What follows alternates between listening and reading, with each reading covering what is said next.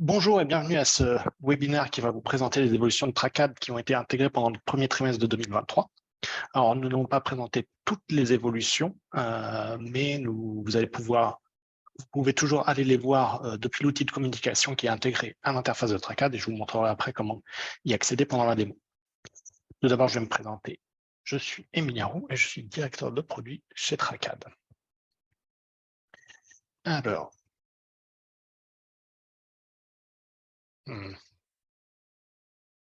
je ne sais pas ce que j'ai fait. Voilà. Le programme du jour sera configurer vos alertes avec les nouvelles fonctionnalités, améliorer votre analyse grâce aux évolutions de l'interface, configurer vos données dans l'admin pour une meilleure lecture des résultats, intégrer vos données en se servant de nos nouveaux connecteurs, la découverte des nouveaux modèles d'attribution et enfin, nous finirons par un Q&A. Donc, pendant toute la présentation, vous pouvez vous poser vos questions et je reviendrai dessus à la fin. Commençons par la partie configurer vos alertes avec les nouvelles fonctionnalités. Donc, dans cette partie, nous allons voir les évolutions qui ont été faites pour que vous soyez alertés avec les informations importantes et je vais vous montrer ça directement dans l'interface. Donc ici, on parle de la partie alerte KPI. Dans cette partie, tout d'abord, nous avons ajouté au niveau des alertes la possibilité d'être alerté en fonction des états de commande ou des états de lead si vous avez un TRACAD lead. Donc ici, vous pouvez voir que vous pouvez être alerté en fonction des commandes qui ont été annulées, mais vous pouvez aussi en fonction des commandes qui ont été payées et en fonction de leur pourcentage. Vous pouvez donc configurer vos alertes en définissant des seuils qui vous permettront de comprendre, par exemple, si vos commandes ont un niveau trop élevé d'annulation ou pas assez élevé de payé. Vous pouvez configurer ces alertes au niveau globalement pour toutes vos commandes, par canal d'acquisition, par source, par UTM ou par éditeur, si vous faites de l'affiliation. L'évolution suivante, c'est dans les critères que vous pouvez configurer. Donc ici, précédemment, nous avions déjà ajouté la possibilité d'être alerté en fonction d'une augmentation par rapport à la période précédente. Donc ici, on parle de pourcentage. Nous avons aussi rajouté la possibilité d'être alerté en fonction de l'augmentation ou la diminution par rapport à l'année précédente. Donc, dans ce cas, vous pouvez comparer vos résultats par rapport à l'année précédente, encore une fois, sur tous les niveaux qui sont possibles sur les types d'alertes. Pour les utilisateurs de TRACAD qui font de l'affiliation, nous avions déjà des alertes par éditeur qui vous permettaient de recevoir des alertes sur tous les éditeurs qui rentraient dans les critères. Maintenant, vous avez la possibilité de sélectionner un ou plusieurs éditeurs sur lesquels vous voulez être alerté. Si jamais vous avez des éditeurs avec lesquels vous avez des opérations spéciales ou avec lesquels vous faites un travail spécial, ça vous permet d'être alerté en fonction de leurs résultats. Enfin, la dernière partie, c'est ici au niveau de la période d'activité. Nous avons ajouté la possibilité de définir une période d'activité pour l'alerte. Cela vous permettra par exemple de définir des critères sur un trimestre ou de définir des alertes KPI sur une période de solde ou de Noël. Et comme ça, vous ne serez alerté que sur cette période. Si jamais vous avez des alertes que vous voulez toujours avoir actives, il suffit de ne rien rentrer. Mais ici, vous pouvez rentrer une date de début et une date de fin. Enfin, pendant que nous parlons d'alerte, nous avons aussi mis en place un email automatique qui vous enverra le lundi les informations que vous auriez pu manquer sur la semaine précédente si vous n'êtes pas connecté à TRACAD. Si vous avez déjà reçu cet email, n'hésitez pas à nous faire vos retours pour savoir si ça a été utile ou pas. Dans la deuxième partie, nous allons voir comment améliorer votre analyse grâce aux évolutions de l'interface. La première évolution que nous allons voir, c'est l'évolution sur les vues graphiques sur la partie source performance. Ici, nous avons ajouté plusieurs vues graphiques. La première vue graphique que nous allons voir, c'est celle où vous pouvez voir l'évolution de KPI sur une période. Donc ici, je vois l'évolution de mes commandes et de mon chiffre d'affaires, globalement sur tout mon site, mais je peux aussi aller la voir source par source. Et dans cette partie, vous pouvez rajouter jusqu'à 4 KPI. Si par exemple, je veux aussi voir mes visites, je peux comparer toutes ces informations. La deuxième partie que vous pouviez accéder grâce aux icônes qui sont ici, c'est un graphique en barre. Ici, vous pouvez voir l'évolution d'un KPI sur une période et sa division grâce à ce graphique. Vous avez l'accès au total et aussi à la plus grande valeur. Et si jamais vous voulez voir comment ça évolue sur le temps, il vous suffit de cliquer sur afficher et vous pouvez voir l'évolution de la division, ici, on voit les commandes pour mes différentes sources de trafic. Le troisième type est une heatmap. Donc ici, je vais pouvoir analyser un KPI et voir les périodes, les jours où il est le plus élevé ou le moins élevé. Ici, par exemple, on peut voir que j'ai plus de commandes le 24 avril. Non, ça doit être le 23. Et comme précédemment, vous pouvez le voir globalement pour tout votre site ou alors aller le voir par source de trafic, qui vous permet, par exemple, ici, je peux voir, alors c'est des données test, mais je peux voir que sur Facebook, j'ai plus de réussite le week-end qu'en semaine. Dernière partie, ici, on va pouvoir voir l'évolution de 2 KPI pour une ou plusieurs sources. Donc ici, on voit l'évolution, par exemple, de mes commandes et de mon CPO pour toutes mes sources, mais je peux le comparer, par exemple, à mon affiliation, à ma newsletter, à mon SEA brand, et avoir toutes les informations dans le même trafic. Donc, tout ce qui va être en ligne continue sera mon premier KPI, donc les commandes. Les lignes pointillées sera le CPO. Et évidemment, comme j'ai mis toutes les sources, j'ai quelque chose qui casse un peu, mais ici, on a quelque chose, on peut ressortir quelque chose. À ce niveau-là, vous pouvez évidemment choisir par canal d'acquisition, par source aussi, ou toutes les sources, si jamais vous voulez comparer à toutes les sources. La deuxième évolution est la possibilité d'analyser maintenant vos groupes de sources. Précédemment, les groupes de sources ne pouvaient être utilisés que comme un filtre. Mais nous avons ajouté ces pages suite à un retour d'utilisateurs qui avaient besoin de comparer les différents résultats des groupes de sources ou de regarder plus facilement les résultats d'un groupe. Donc ici, par exemple, on peut voir que j'ai plusieurs groupes. Dans retargeting, j'ai toutes mes sources retargeting, social media, toutes mes sources social media. Ici, vous pouvez noter qu'il n'y a pas de total parce que vos groupes de sources peuvent avoir des sources qui sont en commun.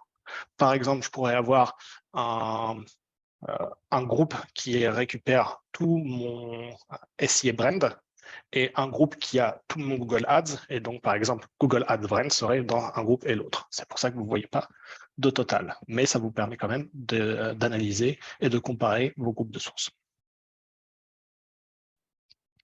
Enfin, je voulais mentionner l'ajout de la page par commande au niveau des UTM. Donc, la page par commande vous permet d'aller plus loin dans l'analyse de vos commandes en filtrant les informations de vos commandes sur une catégorie, si jamais vous envoyez les catégories dans Tracad, les types de commandes, si jamais vous avez défini des types, ou les statuts de commande. Ici, par exemple, j'ai toutes les informations, mais si je voulais voir, par exemple, seulement les résultats pour les commandes qui ont fait des achats de chaussures, cela mettra à jour mon nombre de commandes, mon chiffre d'affaires, et cela n'aura évidemment pas d'impact sur tout ce qui est trafic, qui n'est pas lié, lui, à des catégories. Cette possibilité est donc possible au niveau des UTM et aussi au niveau des éditeurs sur l'affiliation. Maintenant, on va passer à la partie configurer vos données dans l'admin pour une meilleure lecture des résultats. Dans cette section, nous allons voir des améliorations qui ont été faites dans l'administration de Tracad pour permettre de mieux configurer vos données.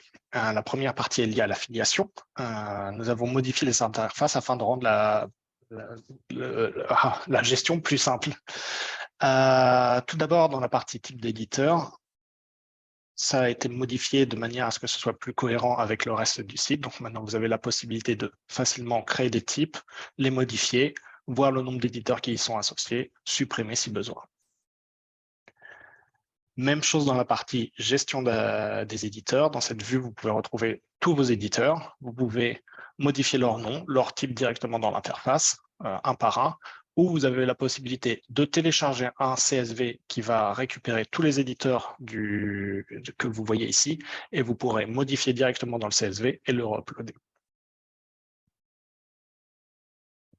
Enfin, la deuxième partie correspond à la mise à jour des données via l'interface. Donc ici, la plupart d'entre vous ont très certainement une mise à jour automatique des informations des commandes, mais dans le cas où vous avez besoin de faire une mise à jour manuelle, il y a une partie dans l'interface qui vous le permet. Et dans le cas où le fichier que vous voulez mettre ne correspond pas exactement au détail du format, vous avez la possibilité ici de créer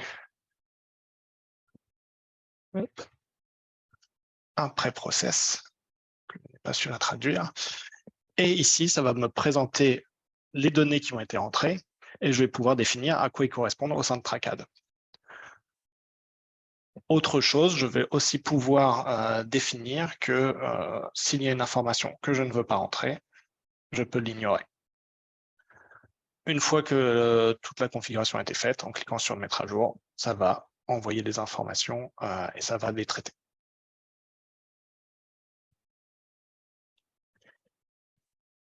La prochaine partie, nous allons parler des nouveaux connecteurs qui ont été mis en place ou qui ont été mis à jour. Tout d'abord, hop, donc ici, ça va être juste des logos.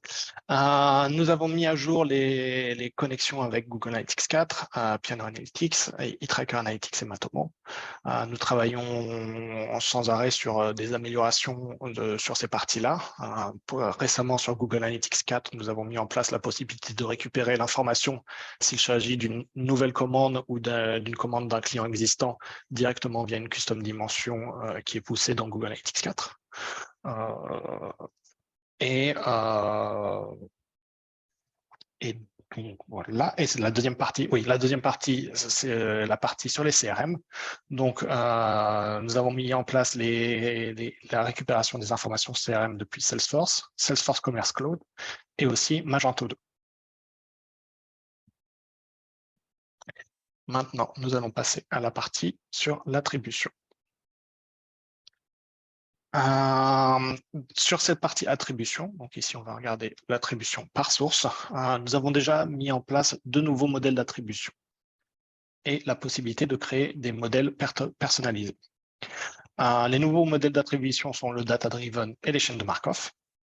Le modèle data-driven apporte plus de poids aux sources qui ont contribué à un plus grand nombre de conversions de commandes. Sa mise en œuvre est basée sur les valeurs de Shapley. Et si vous êtes intéressé pour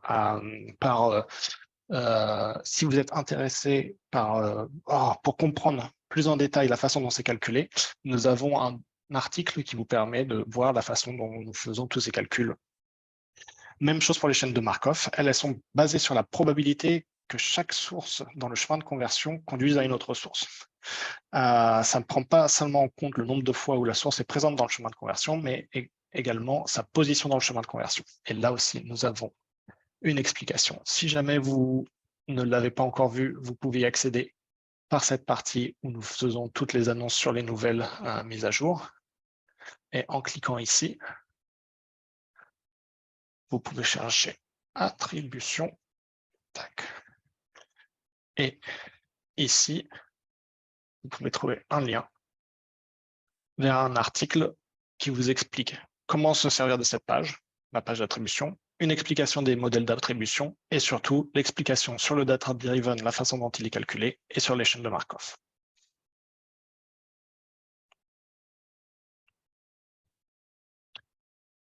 Sachez que nous continuons de travailler sur ces modèles. Nous avons déjà eu des échanges avec des utilisateurs afin de comparer par exemple aux résultats qui peuvent être présentés par Google Analytics sur le data-driven et nous essayons évidemment de toujours améliorer pour que cela corresponde plus à vos attentes. Mais c'est aussi pour cela que nous avons créé cette partie modèle d'attribution personnalisé de manière à ce que vous puissiez vraiment créer le modèle qui vous correspond. Donc, cette partie est dans l'admin. Donc, pour les utilisateurs admin, dans la partie configuration, vous avez un lien modèle d'attribution qui vous permet de créer un modèle d'attribution tel que vous le souhaitez. Cette création se divise en deux parties. La partie où vous allez pouvoir définir la source, est-ce qu'elle va être basée sur la performance, la visibilité ou les deux? Donc, je vais vous expliquer. Performance ne prendra en compte que les informations qui sont au sein de TrackAd et analysera les chemins de conversion. Visibilité prendra en compte les informations que nous avons récupérées des sources de trafic, telles que le nombre de commandes post-view, le nombre de commandes post-click, tel qu'il a été compté par ces sources.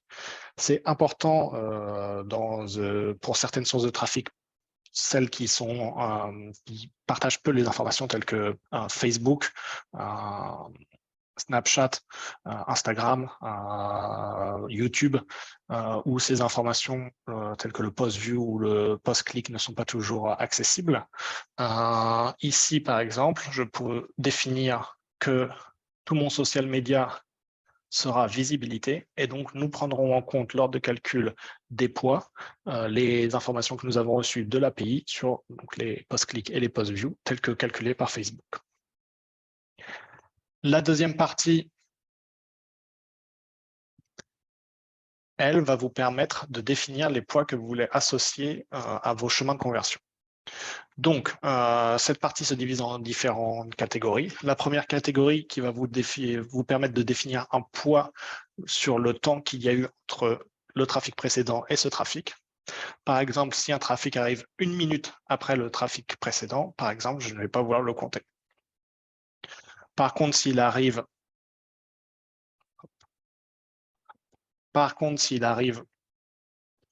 à 1 heure après, je vais peut-être vouloir lui donner plus de poids, ou un jour, ou une semaine.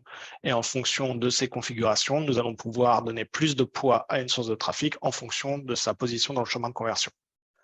La deuxième partie, elle se base sur le temps passé dans la session. Donc ici, nous récupérons le temps de chaque session et nous allons pouvoir appliquer un poids sur le trafic en fonction du temps qui a été passé par l'utilisateur pendant cette session sur le site.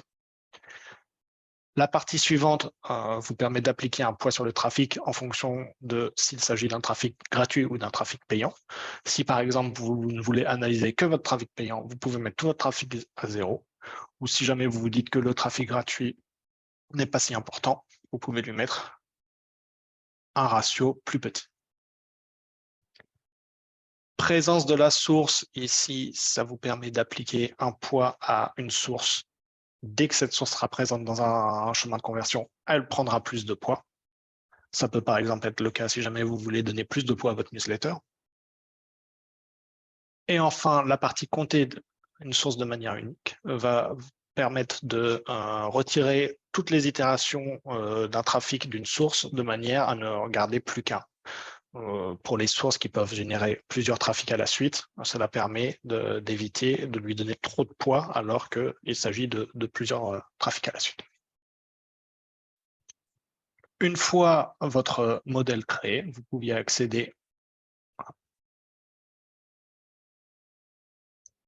accéder depuis cette interface. Hop. Et voir la façon, l'impact que ça a sur mes différentes sources de trafic en fonction de ce que j'ai comptabilisé.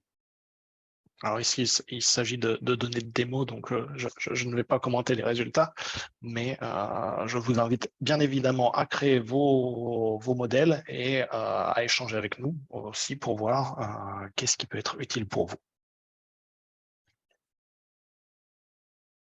De notre côté, nous sommes évidemment en train de travailler aussi sur un guide qui va permettre de faciliter l'utilisation de cette interface, parce que quand je vous la présente, je suis sûr que c'est très clair, mais si vous arrivez dedans sans ma présentation, je sais que ce n'est pas aussi clair. Donc nous allons créer un guide et aussi essayer de créer des modèles qui peuvent être utiles pour tous les utilisateurs.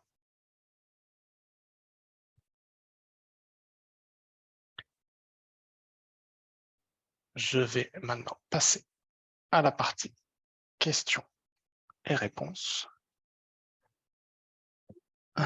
Et la première question, c'est quoi le bouton « Gérer les UTM » dans la gestion des éditeurs? C'était l'admin. C'était là.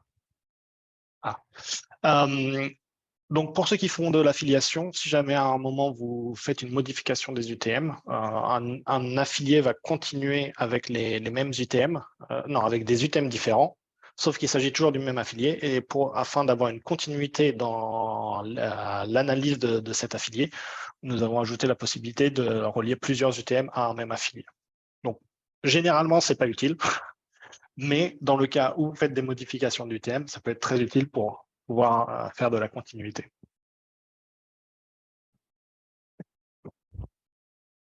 Y a-t-il d'autres évolutions prévues pour l'attribution? Alors oui, nous sommes en train de travailler sur d'autres vues sur l'attribution. D'ailleurs, les nouvelles vues devraient être mises en ligne d'ici un mois. Ces vues vont permettre l'analyse des chemins de conversion et aussi l'analyse du nombre de touchpoints, du temps entre le first click et le last click pour voir le nombre de conversions. Ce genre d'informations que vous pouvez à l'heure actuelle retrouver dans l'interface, dans le rapport d'attribution, que nous allons intégrer dans l'interface, mais en plus, dans cette interface, vous aurez aussi la possibilité de filtrer certaines sources de manière à aller plus loin dans l'analyse. Donc, j'espère que ce sera aussi très utile de votre côté. Hop, je vois qu'il n'y a plus de questions. J'espère que c'est parce que j'ai été très clair. Ben voilà. Hop, hop, voilà. Merci à tous d'avoir participé à ce webinaire. Si jamais vous avez des questions, n'hésitez pas à me contacter par email. Pour ceux qui regardent la vidéo aussi, vous pouvez m'envoyer vos questions par email sur tous les sujets qui ont été présentés ou sur d'autres sujets. Comme je le dis souvent, le produit a besoin de communiquer avec les utilisateurs afin d'améliorer. Donc, n'hésitez pas à nous contacter. Merci à tous et je vous souhaite une bonne journée.